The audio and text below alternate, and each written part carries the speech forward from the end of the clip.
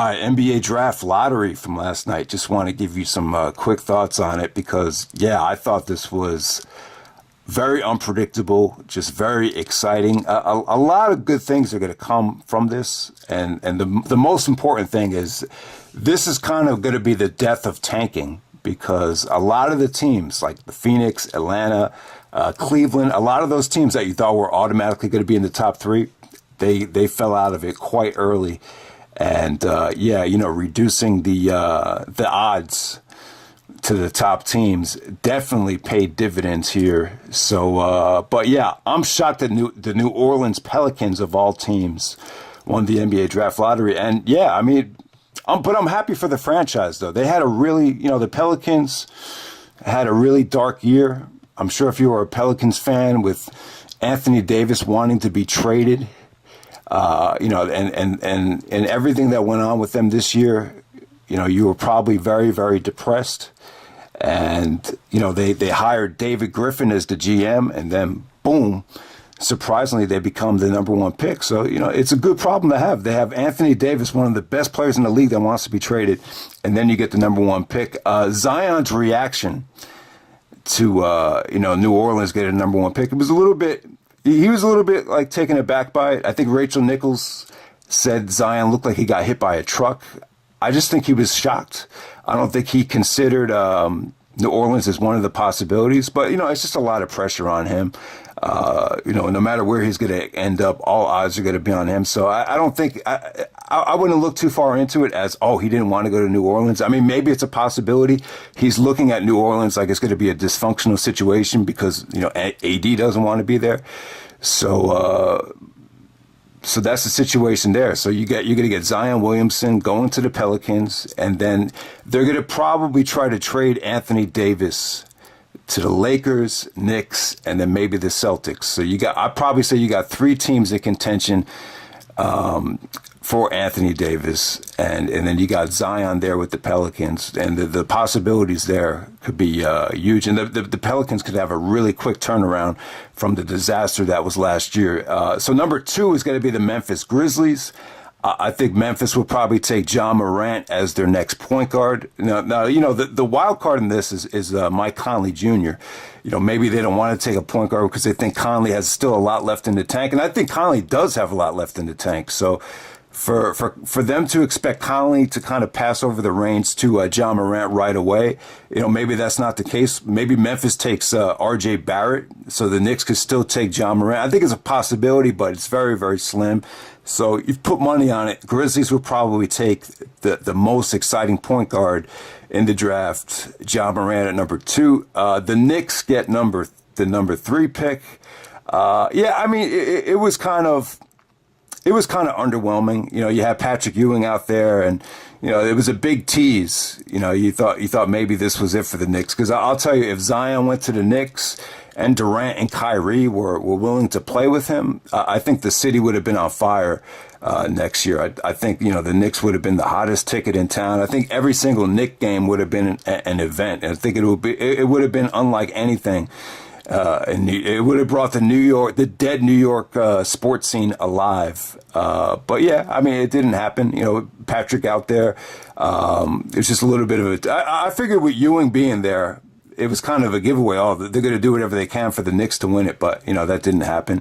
And I think there's a lot of people, including myself. I think maybe R.J. Barrett is a better fit for the NBA, so it's possible. And I think a very, very good possibility here would be for the Knicks to offer R.J. Barrett to the Pelicans for Anthony Davis, and you're going to have to give him some other pieces as well. But I think that might make Zion happy. That might make it more of a I think you want to make Zion comfortable.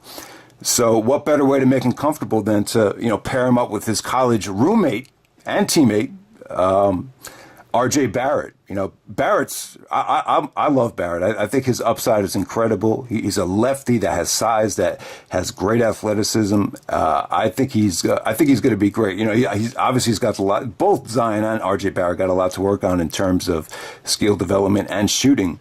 But yeah, I like that possibility right there. You know, it's not like the Knicks didn't get a pick that they can't trade away. I think that's still a very, very attractive pick. The problem is the Lakers have the fourth pick, so that might hurt the Knicks' chances. So obviously LeBron James wants to play with Anthony Davis.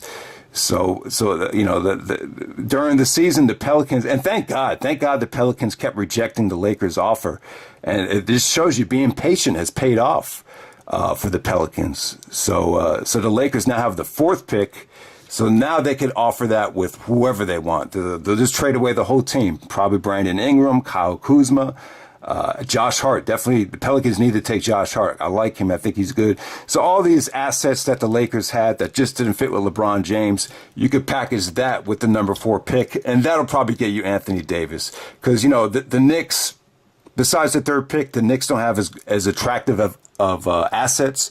And the Celtics, you know, they're probably not going to want to give up Jason Tatum and Jaylen Brown. That's what it would take for the Pelicans to do that deal. I think the Celtics, I hate this. I know the Celtics want Anthony Davis. I just don't think they have enough assets. And part of the reason is the Gordon Hayward contract as well. It's not like you can move him. So I think the Celtics might be out of the Anthony Davis sweepstakes. The fifth pick is going to go to the Cleveland Cavaliers. Thank God. I'm sick of Cleveland getting the top pick and just, you know, screwing the pick up. So they're probably going to take DeAndre Hunter or Culver from Texas Tech. So that's not a bad spot to be in. They're still going to get a quality player there. Now, the one team, Phoenix Suns, they're really they got to feel really depressed here because they really needed a point guard. I think if you could have added John Morant to Devin Booker, DeAndre Ayton, Josh Jackson, that would have been a super talented team. Now they have to settle for the number 6 pick. They still might get a good player there, but I just feel like the guys that are going to be in that spot, you know, they have enough of those guys at that position. So yeah, that's kind of a heartbreaking spot for them to be in, especially since, you know, they were tanking for a lot of the year as well. Chicago Bulls are number 7. You see Horace Grant. God, Horace Grant put on like 100 pounds. But yeah, Chicago Bulls with the 7th pick right there. Very disappointing for them.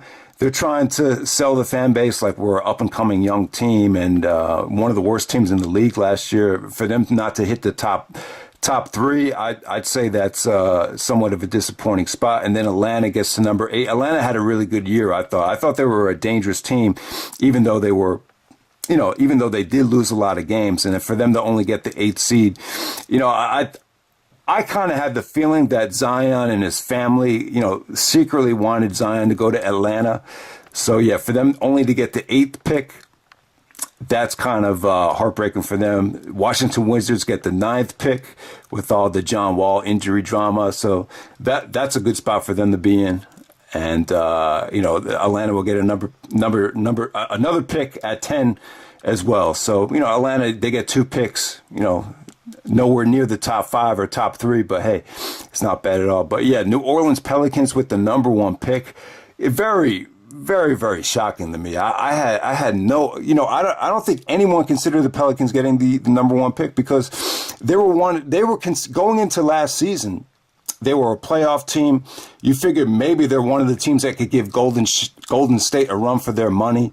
You know, injuries happened. You know, some of the trades just didn't pan out. And then, boom, Anthony Davis wants to be traded. The whole thing felt like a nightmare. But I think it's uplifting to the Pelicans franchise because they looked at Anthony Davis like he was the savior.